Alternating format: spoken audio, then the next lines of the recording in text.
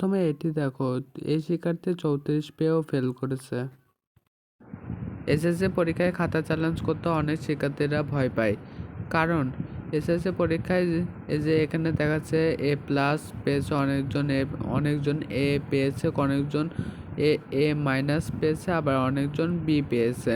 এখানে যদি বির জায়গায় যদি এখানে মনে করো যে আরেকটু ভালো রেজাল্ট করতে পারবো এখানটা, তাহলে এই সাবজেক্টে বোর্ড চ্যালেঞ্জ করলে অনেকজন মনে করবে যে শিক্ষকরা খাতা থেকে যদি কোনো ভুল ত্রুটি পেয়ে যায় তাহলে তো অনেক নাম্বার কাটা চলে যাবে। এজন্য অনেকজনা ভয় করে বোর্ড চ্যালেঞ্জ করতে চায় না।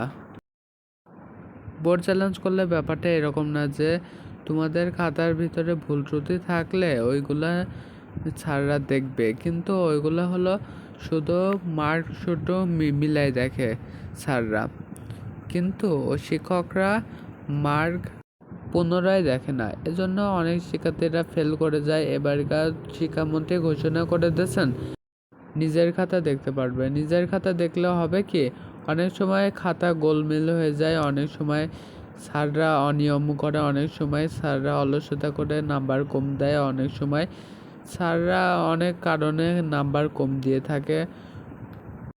এজন্য শিক্ষার্থীরা যদি খাতা দেখে থাকে তাহলে অনেক ভালো ব্যবস্থা হবে। এবার আসা যাক মূল কথায়। এবারকার তোমরা যারা এ পেয়েছো বি পেয়েছো তারা যদি মনে করো যে আরও একটু নাম্বার পাইলে ভালো হতো, তাহলে তোমরা বোর্ড চ্যালেঞ্জ করো। বোর্ড চ্যালেঞ্জ করলে কখনোই নাম্বার কম দেবে না, বরং কি আরও বেশি করে দেবে নাম্বার আরও যোগ হবে। এবার তো তোমরা নিজেরাই খাতা দেখতে পাচ্ছো, তাহলে বোর্ড চ্যালেঞ্জ করলে সবচেয়ে বেশি ভালো হয়।